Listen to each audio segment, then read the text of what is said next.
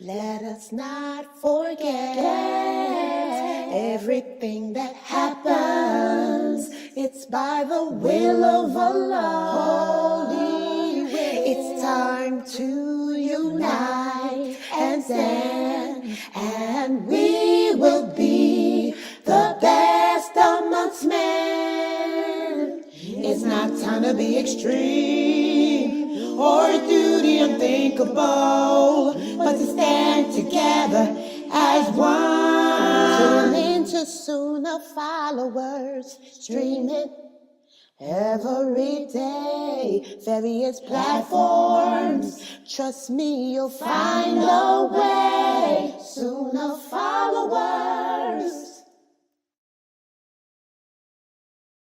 Seerah of the Prophet Muhammad, the final messenger. The seerah of the Prophet Muhammad, the final messenger.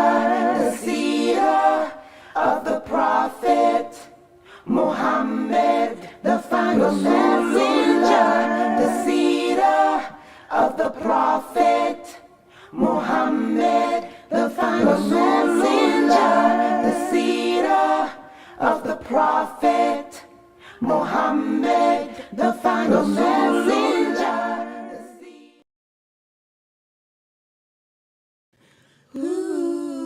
Proper Aqidah, Quran and Sunnah, Quran and Sunnah, Minhaj and Aqidah. Actions speak louder than words, Sunnah following kids, come with me. Gotta work hard to get to heaven. Treat the people good like the prophet would. Proper Aqidah, Quran and Sunnah, Quran and Sunnah, Minhaj and Aqidah. Actions speak louder than words,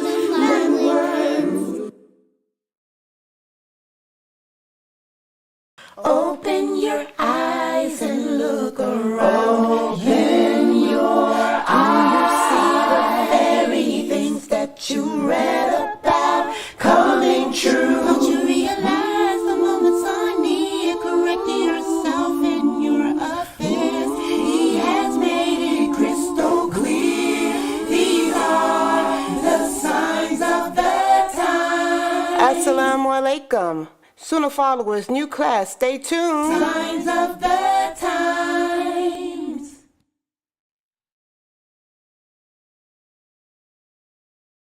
Wake up in the morning, hands and feet get wet, my Lord. Get wet, get wet, my Lord. Wet, my Lord. Wet, my Lord. Wake up in the morning, hands and feet get wet. Get ready for our conversation, deep and in depth. Obligations are serious and need to be met. So I prepare so I won't forget. Go ahead and make a good intention. Yeah. You can wrap up some good things. Yeah. Make a donation to the side and go from left to make it right. Just remember and don't lose sight. Jannah is the goal. Jannah is the goal. Jannah is the goal.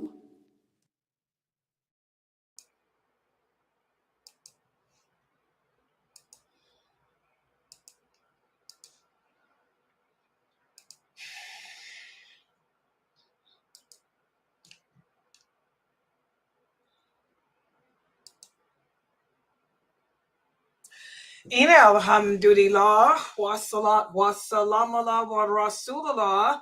I want to welcome everybody to our class for today. This is our class on the prohibited imitations in Islam, the forbidden imitations in Islam. These are things that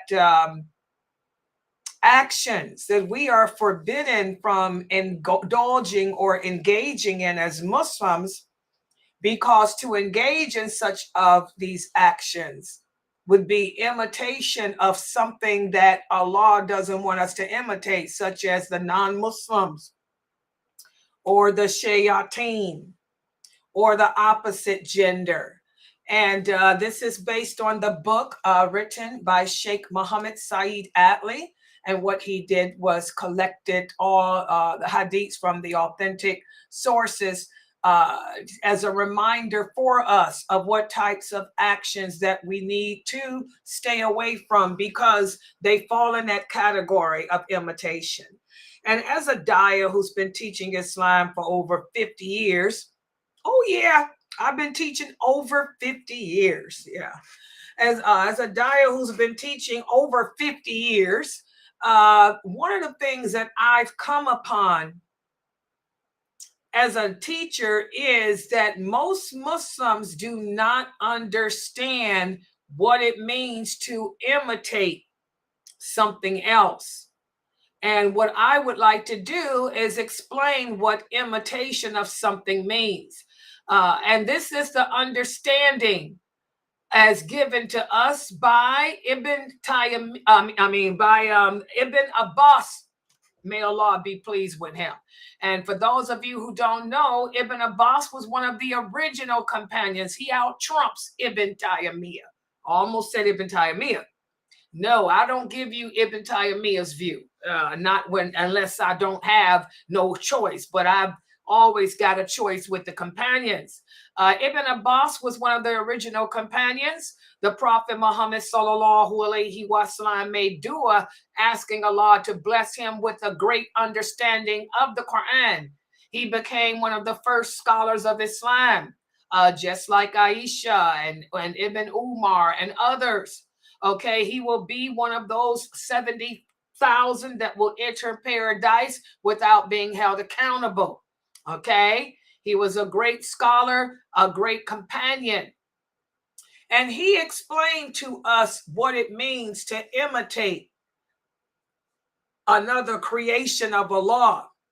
He said to imitate a creation of Allah means to take on characteristics or qualities that are exclusive to that creation. For example, if I am going to tell you that something is an imitation of the jinn, it has to be something that only they do, that is exclusive to them. And as you're going to find out tonight, there are many things that are exclusive to the jinn, things that we need to avoid. Or for example, if I'm going to tell you that something is imitation of the opposite sex, it has to be something that is specific only to the opposite sex. For example, I am a woman. If I'm going to tell a man that he's imitating a woman, that means he has to do something that only women do, something that men don't do. Okay? If I'm going to tell a woman that she's imitating a man, it has to be something that is specific for them. And what is something that's specific for a man? Wearing a tie. Wearing a tie. If I, as a Muslim woman, were to come in here and do a class and I had a tie on, that's imitating a man, because that's something that's specific for them. Another example would be if I were to come in here with a turban on my head. I'm sitting here giving my lecture, but instead of wearing a khimar, I have a turban on. Turbans are exclusive for men. That's the dress of men, not women. Okay? Imitation of a woman. Let's say that a man came in here with lipstick on. Lipstick is exclusive for women. This would be imitating a woman. Okay, so to say that something is imitation, an imitation of something else, it has to be something exclusive to that thing. Does everyone understand? Okay, and so now that I have broken that down, let's begin today's class. And we're continuing with the chapter 3 of the book, which addresses things that are specific for the devils, the jinn. And let me put the PowerPoint up on the screen so everybody can follow along with the book and screenshot it or whatnot. Okay, hold on. Okay, yeah, let me go to the PowerPoint first. All right, wait a minute. All right, here. This is it right here. Okay. So the people on Zoom, there it is for you guys. And for the rest of us, let me share it. Imitation, right? Okay, and for those of you who have not yet purchased the book, this is the book. Let me make it one. This is how the book looks. It's entitled The Prohibited Imitations. It's on Sheikh Muhammad Saeed Atlay's website. You would go to www.adleeonline.com, and this is the book. This is it right here. The book only costs, I think, $7. It's a very good book. I like how he selected these hadiths, and I can tell you all of these hadiths so far are all authentic. So he did not put in this book anything that is not authentic. All right, so let's take a look because we're on chapter 3, which is addressing imitation of the devils, the jinn. Let's take a look at today's hadiths. Now, as Muslims, we are forbidden to do these two actions because these two actions are actions exclusive for the devils. And the first is to walk between people who are praying. And the second is to confuse people when they are trying to pray. Let's take a look at the hadiths. The first hadith is narrated by Sahal ibn Abu Haythma. He tells us that the Prophet sallallahu alaihi wasallam said, when one of you prays facing a sutra, he should keep it close to your body and not allow the devils to interrupt the prayer. So what is a sutra? This is something that we use to put in front of us when we're praying, to let the people know to not walk between us and it. And when he said put it close, that means put it close up to you so they can't squeeze between it. Now I'm going to take my screen down for a moment because this is another hadith that many of you Muslims do not understand. And I'm going to demonstrate what it means because a lot of the new shahadas, I have a lot of new shahadas here. I want you to know what it means to not pass between, because a lot of us don't understand the meaning of simple English words. There's a difference between in front of and between.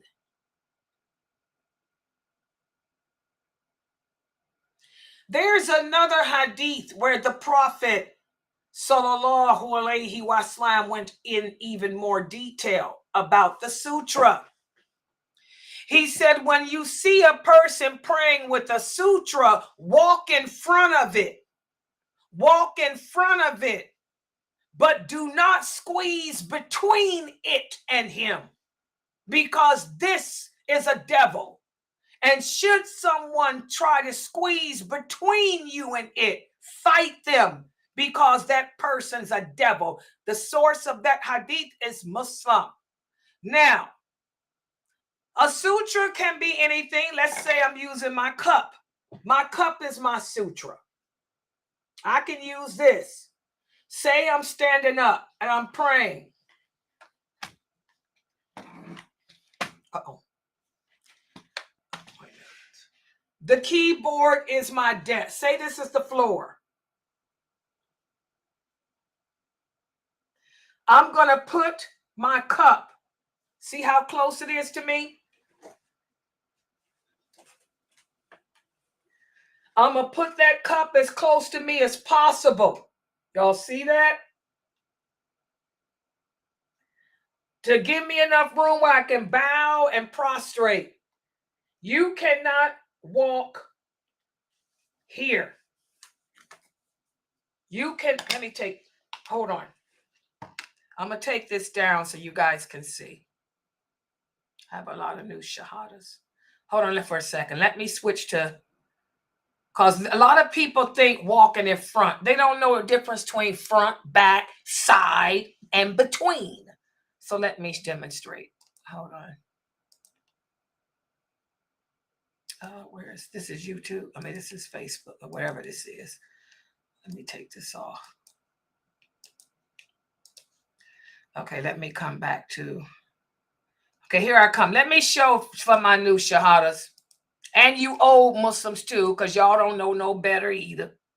You've been taught wrong. What can I say? Most of the things y'all been taught, you were taught wrong. Okay. Now y'all can see. Pretend I'm standing. Pretend this is the floor. This is my sutra. Put it as close to you. The Prophet is saying in this hadith, put this sutra as close to you as possible because they can't come between it. So let's say this is the floor. This cup is my sutra. I wanted to have it where I can bow and prostrate. But you cannot squeeze here. Y'all see this? Pretend this is you. You cannot come here between me and it. You can walk here. You can walk in front of the sutra. You can walk around the sutra, but you can't squeeze in between here. Y'all see that? Does everybody understand? You cannot squeeze between here and come here. This is the sutra. So if a person's walking in front of you, what are you fussing about? That's what they can walk out here. See where my couch is, the pillows. I don't care about them being there. That's the purpose of the sutra. They can walk in front of you, in front of it, but they cannot come between me and it. Does this make sense? I know Mina's not here, but is there anybody else here? Does this make sense? So don't come here. Don't come between me and it. If your children are in front of you in the sutra, that's good. They can play, do whatever they want. Your husband walking in front of you in the sutra, he's in front of this cup, I don't care. And the people coming in, walking in front of the cup, who cares? It's here that they can't come. They cannot squeeze between me and it. This is off limit. So that's what the Prophet means. That's why he is saying, when you use a sutra, put it close. That's what this hadith is saying. Put it close to you. Close to you. So the people can't squeeze between you and it. They can't come here. You can walk all around there. Just don't come in here. But you want it the distance to be where you can prostrate, and bow and hit the floor without you bumping into it. There's another hadith where the Prophet sallallahu alaihi wasallam had it so close to a wall. There was a wall or something in front of him. He got as close to he used the wall as his sutra, and he got as close to it as he could. The hadith says to allow him to be able to prostrate effectively. So a lot of Muslims, again, we don't have the intelligence, unfortunately. And each generation becomes less and less intelligent. We think it means, astaghfirullah, I'm going to shoot him and kill him. He's a devil because he walked in front of me. That happened before. In the early 2000s, a masjid here in America. I remember. Some man got mad and started arguing with another Muslim brother because the brother walked in front of his sutra. The brother was trying to tell him, Aki, the hadith means between, not in front. No, it don't. And they got to arguing, and the one that was praying took out a gun and shot him. Killed him. Oh, yeah. Doing life. Doing life. All because he was too stupid to understand. This is why I tell y'all, don't argue with people about this religion. Because as the prophets say, if you argue with a person who is ignorant, they'll hurt you because you can't make them understand. So if you tell a person something, just assalamu alaikum and just walk away. Don't sit there arguing with them because we're not educated. And each generation is less educated than the previous. So the hadith means don't walk in front of it. Don't come in front of my sutra. It doesn't mean, it means don't come between me and my sutra. You can walk in front, but not here. Not here. Does everybody understand that? That's why I tell y'all, be careful. You have to be careful as Muslim women who you are learning your religion from. Most of these people that teach Islam don't understand it because they don't know the hadiths. And it's all like the prophet say, you will never understand this religion until you learn his hadiths. And you got to start learning them hadiths when you a kid like I did, man. You too old to learn now. Your behind is 20. You old. You done. You're done. Done deal. Beam you up, Scotty. Stick a fork in you. You done. The older we get, the less we can memorize. You got to start when you a child. What y'all should have been starting on instead of all that Quran was learning them hadiths. That's what I say. You should have been learning, teaching your kids hadiths. Find a muhadith, a scholar of hadith to teach your kids instead of all that Quran. Because all that Quran ain't going to save you if you don't understand the meaning of it. And as the prophet said, you'll never understand the meaning of it until you learn them hadiths. So that's why I put emphasis on hadiths. They're the explanation of the Quran. People getting killed over stupidity because you don't understand the sutra. You can walk in front of it. You can walk in front, just don't come between me and it. As the prophet said, anyone that comes between you and your sutra is a devil. That's a devil. So is that hadith clear to everybody now? Everybody understand it? Okay, let me put the PowerPoint back up. So I had to take that down. I wanted to show you guys. And by the way, I didn't hit a button here. Let me go back to, let me try to get back to the, what did I hit on my computer? I hit something on the computer that I can't see nothing now. Wait a minute. Okay, hold on. And let me come on here. Yeah, every time I try to, I tell you, it's hard trying to run this program and teach at the same time. What if I have to take it down like that? Can y'all see now on YouTube? Okay, hold on, that's what I did wrong. I did this. Okay, inshallah. I hit something on here.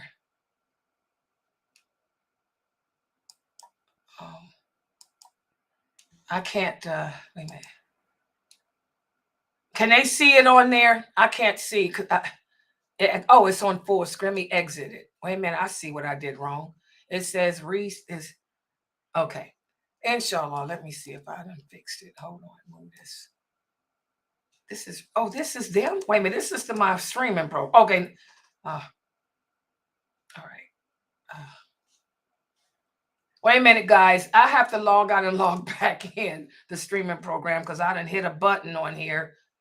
Let me just close everything up. I don't know what I did. I was trying to demonstrate to you guys and I did something. I can't. Where's my streaming program? I can't work the streaming. Okay, let me come back. I'll be right back. Let me leave out. Stop sharing. Okay. Exit. Enter. This put me in full screen. I'm trying to get out of it. Okay, hold on, guys. Let me come back. Let me exit out of this. I can't even exit. What's this? Okay, hold on.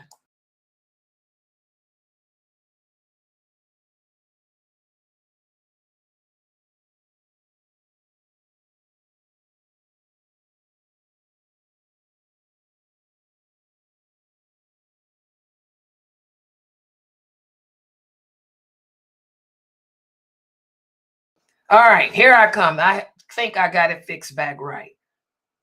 Okay, let me start with you guys here on Zoom. You're not full screen, are you?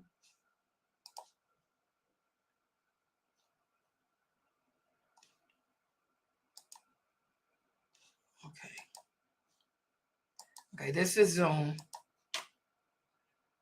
Okay, let me come back in here. Yeah, the brothers say, we pray for you, Sister Laila. Yeah, honey, I'm trying. Okay, can y'all see now on YouTube? Hopefully. Put the chat open. Okay. And now let me go to my PowerPoint. Okay, here we go. So that's what this hadith is speaking about. Coming between the person that's praying in their sutra. So let me put that hadith back up here. Here it is. The Prophet sallallahu alaihi wasallam said, when one of you prays facing a sutra, he should keep it close to him. That means bring it close to your body, only having enough room so that you can prostrate and stuff. But keep it as close as you can so that the people can't come between it and your body. They can walk in front of it, but not come between it. And anyone that does that is a devil. And then the second hadith is narrated by Abu Darda.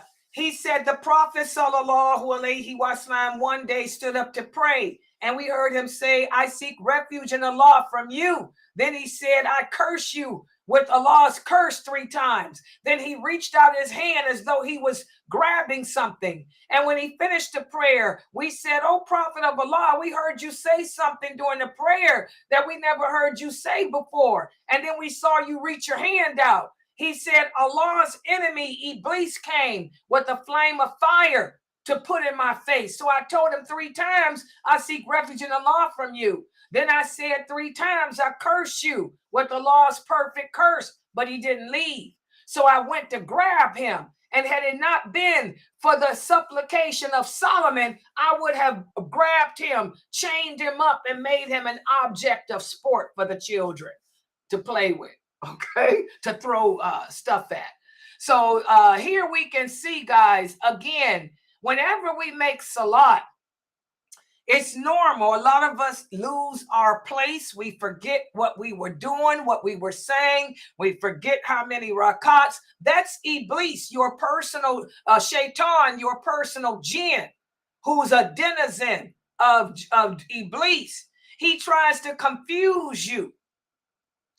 So when you see another Muslim praying, you shouldn't try to talk to him or confuse him while he's praying, because anyone who does that is imitating Iblis. This is a devil.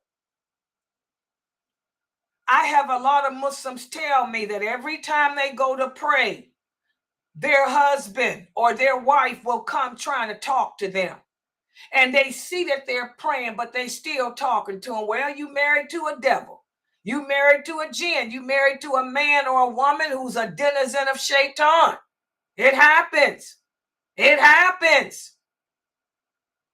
You know, Shaytan has his awliya, his allies, just like Allah does. And Shaytan's allies outnumbers Allah.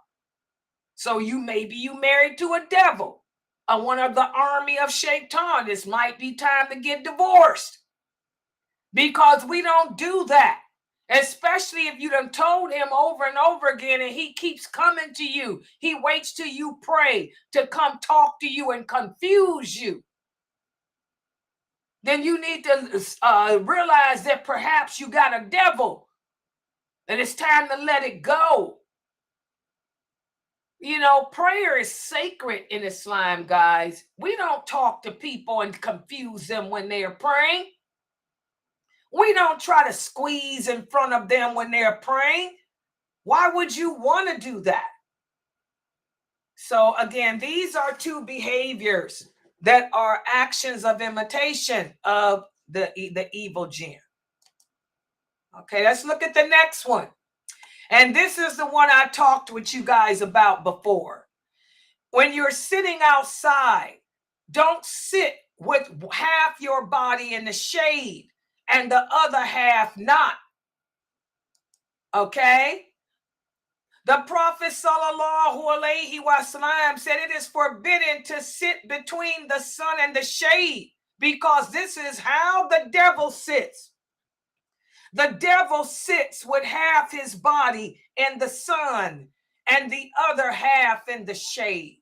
So you want to teach your children to not do that. When you're at the park, you want to sit in the shade, then sit underneath the tree in the shade. Don't sit with half your feet talking about you tanning. How many of you have seen people do that? I'm tanning my legs. I'm going to rest my face in the shade, but I'm going to tan my legs. That's what the devil does. We don't do that. And also causing fitna, causing problems in people's marriages, causing problems at the masjid, creating chaos. This is also an attribute of the devils. Remember, the prophet said that the throne of Shaytan is on the ocean, and he sends out his soldiers to put people to test and trial. And the best one in his eyes is the one who causes the most dissension between the Muslims. So if you're a troublemaker, every time you come around, you're causing trouble, you're causing problems for other people, then this is one of the imitations of Shaytan. You got to always stick your nose in people's business. You got to always put your 2 cents in. That's one of the attributes of the devils. And here's another one. And yes, Sheikh Atlee put it in there. Eating with your left hand and walking with one shoe on and the other shoe off. Abu Hurairah tells us that the Prophet sallallahu alaihi wasallam forbade that a person should walk with only one shoe on. He said, this is how Iblis walks. This is also how the jinn walk. They walk around with only one shoe on. The Prophet said, either put your shoes on or take them off. This is a Dawood hadith. Everybody understand it? And this hadith is authentic. If you break your sandal strap, you're going to keep one shoe on and hold the other sandal in your hand and walk. This is haram. That's the way the jinn walk around. The jinn, the female jinn, they walk around with one shoe on and one shoe off. We can't do that. That's imitation of them. And also, we all know that as Muslims, we should never eat or drink with our left hand, because this is a fiqh regulation for the jinn too. Listen to what Ibn Umar said. He said, the Prophet sallallahu alaihi wasallam said, none of you must ever eat or drink with your left hand, because the devil eats and drinks with his left hand. And you should never give or take with your left hand. Why do you think we use our right? A lot of people say, Sister Layla, I went to the mosque and a sister was giving me something. And she said, oh, that's my left hand. Let me take that back. I'm supposed to use my right. This is the hadith. I told you guys it's authentic. This is a Sahih Muslim. You can also find it in Tirmidhi and Muwatta. Okay? Whenever we give something, we give it with our right hand. And whenever we receive something, we receive it with our right hand. Because Shaytan does the opposite. The jinn do the opposite. They give and take with their left hand. We don't do that. So we're supposed to do the opposite of the jinn. We don't walk with one shoe on and one shoe off, nor do we receive and give with our left hand. Okay? Also, there's another hadith where one of the companions tells us that he heard the Prophet say, Shaytan sits in the way of the son of Adam, waiting for him to embrace Islam. And then when the person embraces Islam, Shaytan says to him, you're going to accept this religion and leave the religion of your forefathers? But the man won't listen. He'll go ahead and accept Islam. And then when the man goes to move to a different part of the world to practice his Islam, Shaytan says, what? You're going to leave your land and country? But the man won't listen to Shaytan, and instead he'll obey Allah and leave. And then when the man goes out to struggle in the way of Islam, Shaytan will come to him and say, you're going to struggle in the way of Allah, even though it could cost you your life and your money. If you fight and be killed, your wife is going to leave and remarry, and your money will be taken away. But the man will ignore him. We talked about this hadith a lot last week. Okay? This hadith we talked about because, again, remember, every day of our life is going to be faced with choices. We're going to have to make decisions in our lives every day. And every time we go to make a choice or we go to make a decision, your personal jinn whispers in your heart to try to get you to make the wrong decision, the wrong choice. But if we ignore the jinn and instead listen to that angel of the heart, then we'll receive reward from Allah. And that's what that istikhara supplication is all about. It's not a lucky charm. It's not a magic spell. You're asking Allah to guide you in your choice. You're asking Allah to give you the ability to listen to the angel assigned to your heart instead of listening to your jinn when you make your choice, because your jinn is going to try to convince you not to do the right thing. But should you make a choice that's bad for you, you're asking Allah to give you the ability to recognize that it was bad. And when you do recognize it was bad, that He give you the ability to walk away from it, to let it go. That's what istikhara supplication is. And that's why this hadith keeps coming up. Because every choice, every decision in our life, whenever we decide to do anything, we have our person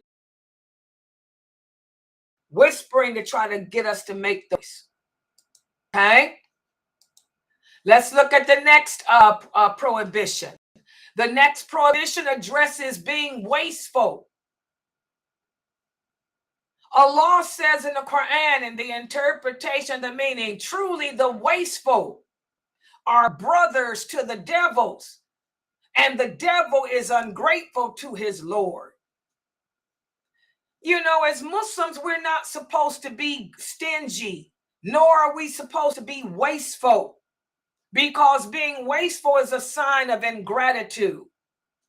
The Prophet ﷺ said, the devil is present with any of you in everything that you do. That's that personal jinn that's assigned to us. He's present when you eat your food. So if any of you drops a mouthful of food, you should remove it. Remove anything filthy from it and eat it. Don't leave it for your jinn to eat or any other jinn to eat.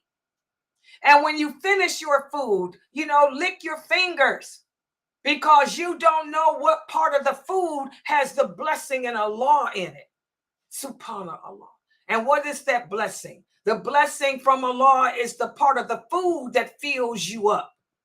That's what will keep you full. Maybe that's why a lot of the Muslims today are so obese, because we don't lick our fingers afterwards. In other words, we don't get every drop of the food on our plate.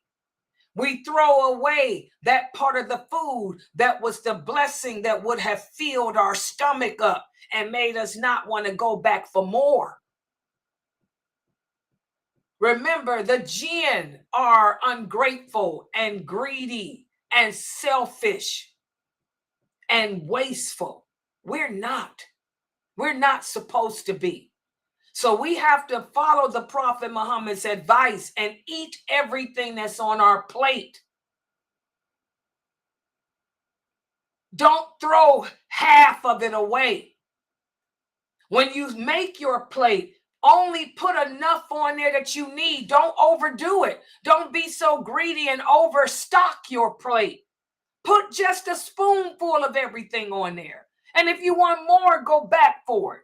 But don't sit there and overstock it and then eat only a part of it. And the part that you didn't eat was the part that had the blessing of filling you up, so you wouldn't want to come back and overindulge. Subhanallah. Let's look at the next one. The Prophet sallallahu alaihi wasallam said, eat with your right hand and drink with your right hand. Take with your right hand and give with your right hand. Because Shaytan does the opposite. The jinn do the opposite. They eat with their left hand. They drink with their left hand. They give and receive with their left hand. Again, another hadith showing to do the opposite of the jinn. Let's look at this one. Hudayfa, radiallahu anhu, tells us, he says, when we were in the presence of food with the Prophet, sallallahu alaihi wasallam, none of us would put our hand in the food until the Prophet put his hand in first. Once we were at food with him, and a Bedouin came in as though he were being pushed in, and he was about to stick his hand in the food, but the Prophet grabbed him by the hand and stopped him. And then a little girl came in as though she was being forced in, and she was about to stick her hand in the food when the Prophet grabbed her by the hand and said, the devil considers that food lawful for him when Allah's name has not been mentioned over it. And he brought the Bedouin so that he might eat it before Allah's name was mentioned so he could have some of it. So I grabbed his hand to stop him from taking. And then Shaytan sent this little girl in so she could eat from the food without me mentioning Allah's name over it. Okay, so here we see, guys, whenever we eat, before we eat anything, be it water, be it some candy, say Bismillah. That way it prevents the jinn from eating from it. The evil jinn. I tell you guys all the time, yes, there are good jinn, but you will never come in contact with a good jinn. The good jinn obey Allah and they stay away from humans. If there's any jinn hanging around you, they're evil, they're bad. So the Prophet Muhammad gave us the precautions to take, to protect ourselves from them. Let's look at the next one. Chasing pigeons. One day, the Prophet sallallahu alaihi wasallam saw a man chasing a pigeon. And the Prophet said a male devil is chasing a female devil. What does that mean? The jinn. Remember, guys, the jinn can take on the appearance of other creatures just like the angels can. And one of the things they can do is transform into animals, an ugly animal or a dirty animal. Well, here the Prophet said they saw two pigeons. Pigeons are dirty. We know that. They carry disease. And some of them are very ugly. So two pigeons were running. One pigeon was chasing after another. And the Prophet let the people know that's a male jinn in the disguise of a pigeon chasing after a female jinn so he could probably copulate with her. Okay? And every time I read this hadith, it makes me think about something. I remember years ago, a person had come to me and was telling me, Sister Laila, something weird happens every time I go to the park. I said, what happens? They said, every time I go to the park, I see pigeons chasing each other and copulating in the air. I said, what? He said, every time I go to the park. And so I remember telling this person, well, the Shaytan live in the woods. That's their territory. The Shaytan live in the woods. I said, and the shayateen can take on the appearance of animals. Maybe those, every time you come in the woods, you're disrupting them. So they transform into pigeons and they copulate in front of you, letting you know that you're trespassing, so you'll get up and leave. And I'll never forget, he said, that kind of makes sense. And he walked away. So every time I come upon this hadith, I remember that. And because I couldn't understand, why is it that this person sees pigeons copulating every time he go to this wood? So I told him, well, maybe you need to stop going. They're trying to get you to know that you out of your territory, you in their territory. This is where they live. And they don't want you to hurt their babies or harm them. So they're taking on the appearance of pigeons, copulating, thinking that you would have some decency to leave. You never know. And also the next hadith talks about napping. The Prophet sallallahu alaihi wasallam used to encourage the companions to take naps. Why? Because the devils, the jinn, they don't take naps. Okay? The jinn don't take naps. So the Prophet used to encourage the companions to get up early. He would tell them, wake up, begin your day at Fajr. Begin your day at Fajr. And then when the sun is at its highest peak and the sun is at its hottest point, take a nap. Because the jinn don't take naps. So that's another hadith I remember from my childhood too, that my stepfather would say to me to try to encourage me to take a nap, because I would never go to sleep. I was always a night owl. And then this last hadith speaks about calling other people to shirk. The Prophet sallallahu alaihi wasallam said, never leave, this was one of, well, I think I got it. Here it is. I broke that up. Here it is. This hadith is narrated by Ibn Abbas. He said, all the idols which were worshipped by the people of Noah were worshipped by the Arabs later on. As for the idol Wad, it was worshipped by the tribe of Qab. And Suwa was the idol of the tribe of Hudayl. Yaguth was worshipped by the tribe of Murad. And then the tribe of Gutaif near Saba. Saba, that's my tribe. And Yauk was the idol of Hamdan. And Nasr was the idol of Himyar, the branch of D-El-Khala. And the names of the idols formerly belonged to some pious men of the people of worship him alone. But when these three men died, Shaytan came to the people and convinced them to build idols at the place of their grave. And then Shaytan convinced them to talk to the idols. But the people did not worship them until after these men had died. Does everybody understand that? So this is when Ibn Abbas explained how shirk began. For those of you who don't know, shirk began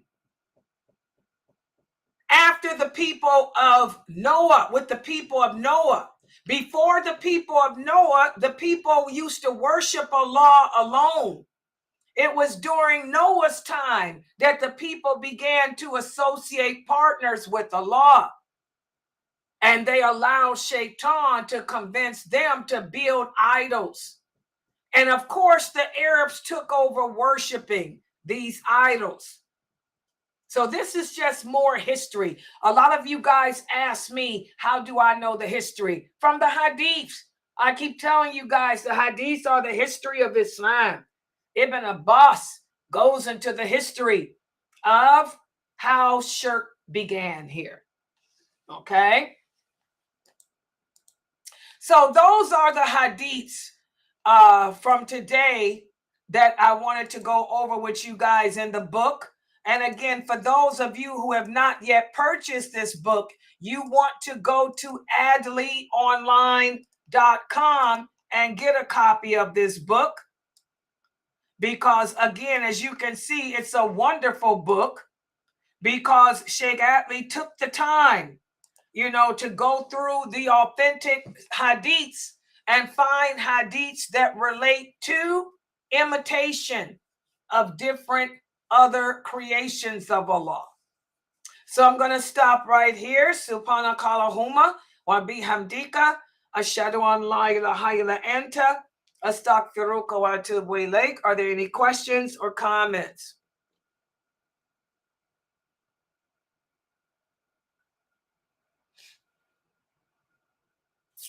Okay, I want to remind everybody that tomorrow we have the children's class, and also, I want you new shahadas to participate too at 2 p.m.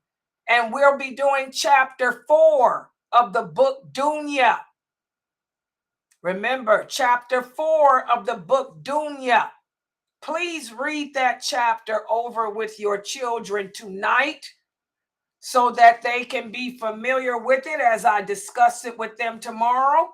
And also we'll go over the questions at the end of that chapter with them, so they can talk about it. They did so good last week. That book is not a children's book at all. But so that's why I say the new shahadas can participate in that class too. But I just want the children to be the ones doing the answering of the questions. Okay, it's basically teaching how to maintain your Muslim identity in a non-faith-filled environment. All right, so I'm going to close out for tonight. Inshallah, the Zoom room is open. If you guys would like to talk about anything, the Zoom room is here, and we do have sisters in there. Subhanakallahumma wa bihamdika ashhadu an la ilaha illa anta astaghfiruka